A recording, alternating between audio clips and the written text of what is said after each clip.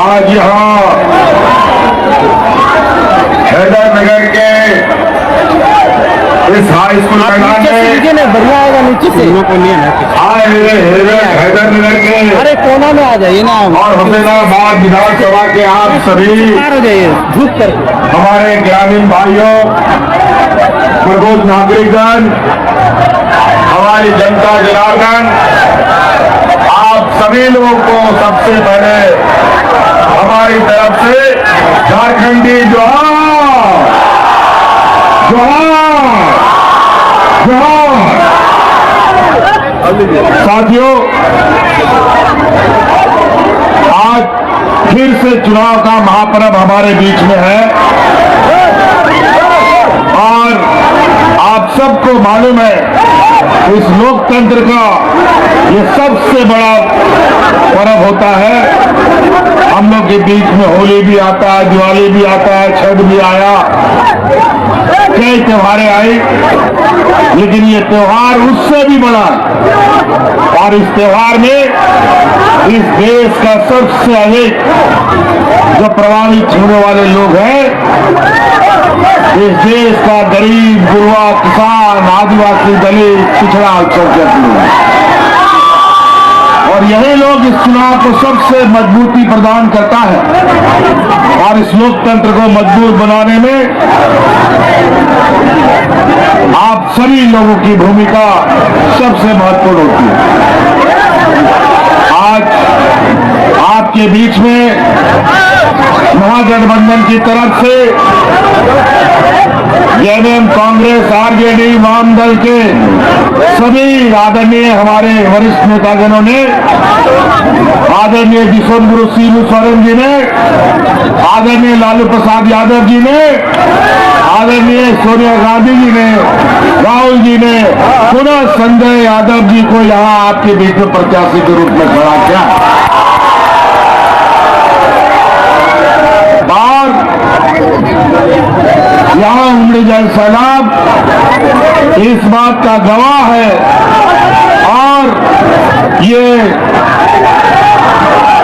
बड़े जोश के साथ ये आवाज बुलंद कर रही है कि अब की बार हुसैनाबाद में हम लोगों के आरजेडी के प्रत्याशी संजय यादव की जीत सुनिश्चित है। साथियों, हम आपके बीच में बहुत कम समय के लिए आए हैं और बहुत कम शब्द भी कहेंगे और इन्हीं बातों को अधिक समझने का प्रयास कीजिएगा, क्योंकि इस चुनाव में बहुत बड़े बड़े सूरमा यहाँ पर झूठों का पुलिंदा लेकर के घूम रहे हैं। गुजरात, महाराष्ट्र, मुंबई, यूपी, बिहार, जहां तहां से ये भारतीय जनता पार्टी आरएसएस का लोग, ये फिरका परस्त लोग हमारे यहाँ के गरीब गुरबा जनता को फिर से छलने का प्रयास कर रहा है। ये जाल बिछा रहा है, दाना डाल रहा है ताकि उनके जहरीले दाने को आप सुन लो, लेकिन ऐसा नहीं होगा। हम लोगों ने भी इनकी पूरी फौज को एक किनारे रखा हुआ है और उनकी एक एक चाल को हम लोग नास्ते नाबूद करते हुए आगे बढ़ रहे हैं।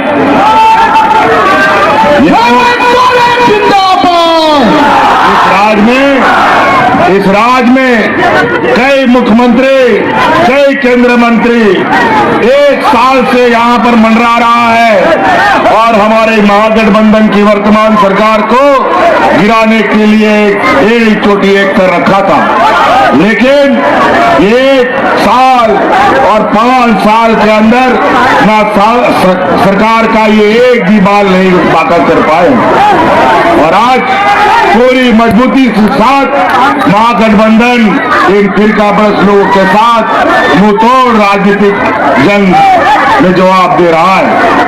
साथियों, आज महागठबंधन इस राज्य के गरीब, गुरबा, आदिवासी, दलित, पिछड़ा, अल्पसंख्यक का एक ऐसा समूह का नेतृत्व कर रहा है जहां हम लोगों ने विगत 5 सालों में इस राज्य की जनता का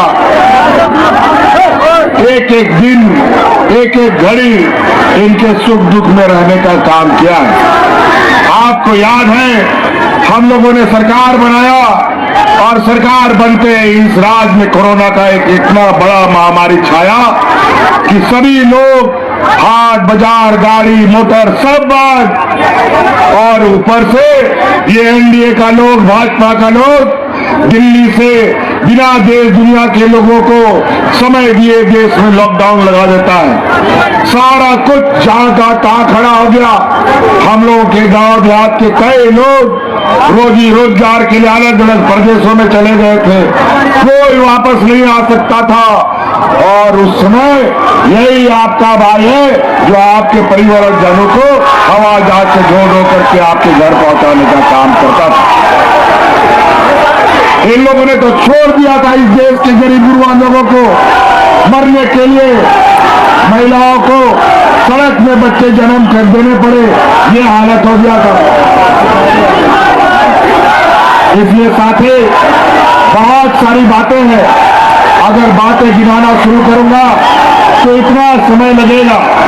याद कीजिए हम लोगों के गांव देहात कितने गरीब गुरुआ लोग यहाँ हमारे गांव देहात में हैं। सबके अपने अपने दुख तकलीफ है, सबके अपने अपने समस्याएं हैं। आज गांव देहात में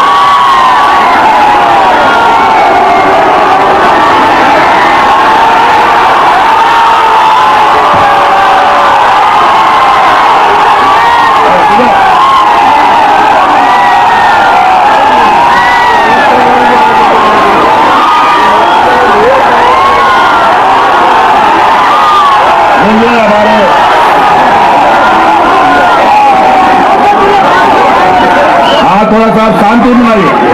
मेहमान लोग आ रहे हैं, हमारी कारवां बढ़ती जा रही है, हम लोग की ताकत बढ़ती जा रही है। आप कोई यहाँ नहीं सकेगा, सबका जमानत जब्त होगा। साथियों आप सबको मालूम है हमारे गांव देहात में रुको थोड़ा शांति, यहाँ महिलाएं लोग हैं, भाई लोग थोड़ा शांति बनाओ। अरे अच्छी बातों को सुनो और कैसे जवाब दोगे हमारे विपक्ष को? अगर बातें नहीं सुनोगे तो सुनो। आज आप लोग का हम लोगों ने कितना बड़ा बड़ा काम किया। आज देखो महिलाओं के खाते में 1,000 रुपया जा रहा है कि नहीं जा रहा है? माताओं बहनों बताइए। और हमारा संकल्प है फिर से संजय यादव जी को यहाँ जिताइए, सरकार बनाइए, 5 साल के अंदर आपके खाते में 1-1 लाख रुपया भेजने का हमका आपको वादा करते हैं। और साथियों कई ऐसी चीजें हैं, आज हमारे गरीब गुरुआ लोग अपना दुख तकलीफ में महाजनों से उधार लेते हैं, कर्जा लेते हैं। कभी बच्चा का स्कूल का फीस भरता है, कभी इलाज कराता है, कभी बिजली का बिल भरता है, और बिजली का बिल नहीं भरने से कोर्ट कचहरी पुलिस थाना हो जाता है। आपका ये बोझ सारा का सारा बोझ आज हमने अपने कंधे पर लिया। आपका सारा बिजली का बिल हमने माफ कर दिया। बिजली का बिल माफ हुआ कि नहीं? हो गया। चलिए आपको हल्का लगा, बोझ हल्का हुआ, चलिए कितना बड़ी बात है। और इसलिए साथी आज आपके दुख तकलीफ को हमसे ज्यादा ये भाजपा का लोग नहीं बता सकता, ये व्यापारी गुजराती लोग नहीं बता सकता। ये लोग देने वाले लोग नहीं है, ये लोग खून चूसने वाला लोग है। इससे बच के रहने का काम करना है। आज ये लोग झूठ का जुमला बड़े बड़े नेताओं के माध्यम से बोल रहा है। ये लोग आज के हमारे हिंदू मुस्लिम सिख ईसाई भाइयों के बीच में सांप्रदायिक तनाव फैलाना चाहता है। आज ये कहता है कि बटेंगे तो कटेंगे। झारखंड में ना कोई बटा है, ना झुका है, ना टूटा है, लेकिन इस लोकतंत्र में वोट के माध्यम से इनको कूटना जरूरी है, याद रखिएगा। तो साथियों, कई ऐसी चीजें आज आप सब लोगों को इस लोकतंत्र के पर्व में बढ़ चढ़ के हिस्सा लेना है। महागठबंधन की हाथ को इतना मजबूत करना है कि आने वाले समय में ये फिरका परस्त लोग, ये सामंती विचार वाले लोग हमारे बीच में हम सब लोगों को लड़वाने का जहर फैला ना सके। इसलिए साथी, बहुत ऐसी बातें आज गांव देहात में हमारी बेटियां जन्म लेती है। बेटी को हम लोग बोझ समझते हैं, लेकिन अब ये करना बंद करना है। हमारी बेटियां 8वां 9वां पास करती नहीं है, उसके लिए हम लोग दूल्हा ढूंढते हैं। अब ये काम बंद करो। आप बेटी बोझ नहीं बल्कि संपत्ति के रूप में हमारे साथ रहेगी।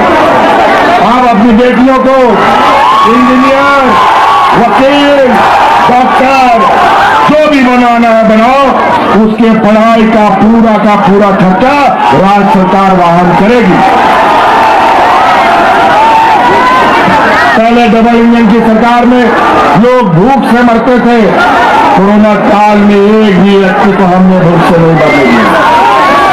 आज यहाँ पर हजारों किसानों ने आत्महत्या किया, लेकिन आज पहली बार राज अलग होने के बाद 20 साल में किसानों का 2 लाख रुपया तक का ऋण माफ हमने किया। कई ऐसी चीजें गांव देहात में एक दो ठो बूढ़ा बुजुर्ग मिलता था जिसको पेंशन मिलता था, एक दो ठो महिलाएं विधवा पेंशन उठाती थी। हमने देश में पहला ये राज बनाया जहां इस राज्य के सभी बुजुर्ग को पेंशन मिलता है और सभी विधवा महिलाओं को पेंशन देगा। और आज सरकारी खर्चे पर विदेश में हमारा नौजवान पढ़ने जाता है। आज ये देश का पहला राज्य है जहां अपने कर्मचारियों को बुढ़ापे का लाठी, उनका पुराना पेंशन देने का आज हम काम कर रहे हैं। ये लोग को ये बुढ़ापे का लाठी भी छीन लेते हैं। आप रिटायरमेंट के बाद बढ़िए या जीए उसको लेना चाहिए। इसमें साथ ही कई ऐसी बातें हैं जहां आज हम आपको एक एक करके बात बताना शुरू करेंगे। साथियों, समय है, समय का तकाजा है। आप हमेशा याद रखिए, आदिवासी दलित पिछड़े लोगों को हमेशा इन सामंती लोगों ने सताया है, चाहे लालू यादव हो, चाहे शिबू सोरेन हो, चाहे हेमंत सोरेन हो। आज आपको पता है इन लोगों ने मुझे जेल तक डाल दिया। आज देश की हालत ये है, देश के मुख्यमंत्रियों को जेल में डाला जा रहा है। जो इनके विपक्ष में बोलेगा उनको जेल में छोड़वा देगा। ये इनका धमकी आए दिन सीबीआई, ईडी, इनकम टैक्स आज चुनाव में इन लोगों ने सक्रिय करा करके हमें रोकने का प्रयास कर रहे हैं। लेकिन अब ये लड़ाई रुकने वाला नहीं है, न ये लड़ाई हारने वाला है। ये लड़ाई चलते रहेगी और जीत के साथ ये दर्ज करके आगे बढ़ेगी। साथियों, 5 साल का ये कार्यकाल तरह तरीके से इन सभी लोगों ने हमारी सरकार को बर्दाश्त करने का इन लोगों ने ठेका उठा रखा है। कुछ मंत्री आसाम से आते हैं, यहाँ पर छत्तीसगढ़, मध्य प्रदेश से आते हैं, उड़ीसा से आते हैं और ये लोग बोलते हैं रोटी बेटी और माटी को बचाना है। क्या बात करेगा ये लोग रोटी बेटी माटी के बारे में? पूछिए आसाम के मुख्यमंत्री को मणिपुर में आदिवासी बेटियों के साथ क्या हो रहा है। क्यों उसका प्रधानमंत्री नहीं बोलता, क्यों उसका मंत्री इस विषय पर नहीं बोलता? आज ये बेटी की बात करते हैं, पूछिए इनसे गुजरात में 30 मानों का सामूहिक बलात्कार करने वाले लोग जो जेल में खट रहे हैं, उनको चुनाव में पेरोल तक कौन छुड़ाता है और कौन वोट मांगने के लिए भेजता है। पूछिए इनसे पंजाब में राम रहीम जो बलात्कार के आरोप में जेल में अंदर बंद है, चुनाव में कौन उसको छोड़ता है और पेरोल में कौन वोट मंगवाता है। पूछिए मध्य प्रदेश में दलित नौजवानों के मुंह पे कौन पेशाब करता है। यही भारतीय जनता पार्टी का लोग, यही एनडीए की समाज। साथियों, याद रखिएगा, ये व्यापारियों का समूह है। पैसा इनके पास इतना है कि पैसा से इनको लगता है सब खरीद लेंगे। आज इन लोगों ने आम नागरिक को छोड़िए, भगवान को भी इन लोगों ने नहीं छोड़ा। और इसी वजह से लोकसभा चुनाव में भगवान राम जी ने इतना तमाचा लगाया कि आज उनको बैसाखी के सहारे खड़ा किया गया। इसलिए साथियों, होशियार रहिएगा, ये किसी भी हद तक आपने चुनावी प्रचार को लहराने के लिए काम करते हैं, किसी भी स्तर तक ये भी उतरते हैं। और आप सब लोगों से, गांव के लोगों से ये आग्रह है, आज सुख दुख में अगर कोई खड़ा रहता है तो वो इंडिया गठबंधन के लोग खड़े रहते हैं। आज भूमि अधिग्रहण कानून, आज जमीन बताने की बात, आज ये बताओ, ये लोग माटी का बात करता है। इस देश का लोगों को विस्थापित करने वाला कौन लोग होता है? इन्हीं का व्यापारी मित्र होता है। और आज ये हुसैनाबाद में आज ये जपला फैक्ट्री के माध्यम से जो लोग विस्थापित हुए, और ये जपला फैक्ट्री किसका है? ये भी व्यापारियों का ही है, उन्हीं के जमातों का लोगों का है। क्या बोलता था ये लोग, विदेश से काला धन आएंगे, क्या काला धन आया क्या? आज सारा गुजरात का लोग बैंक को चुना लगा करके विदेश भाग रहे हैं। और पता चला 2-4 लोग देश से छोड़ के बाहर भाग गए तो पता चलेगा ये देश भिखमंगा की स्थिति में चला जाएगा। आज रुपया का स्थिति इतना खराब है, आज रुपया अपने पैर पर नहीं बल्कि अपने सर के बल खड़ा है। और ये किस दिन ये गिर जाएगा और खत्म हो जाएगा कुछ पता नहीं। इसीलिए साथियों, याद रखिएगा, इनकी कहनी और कथनी में बहुत अंतर होता है। जो ये कहते हैं वो करते नहीं, जो ये नहीं कहते वही ये करते हैं। लेकिन ये इंडिया गठबंधन जो कहता है वो करके दिखाता है, और करके दिखाया है। इसलिए साथी,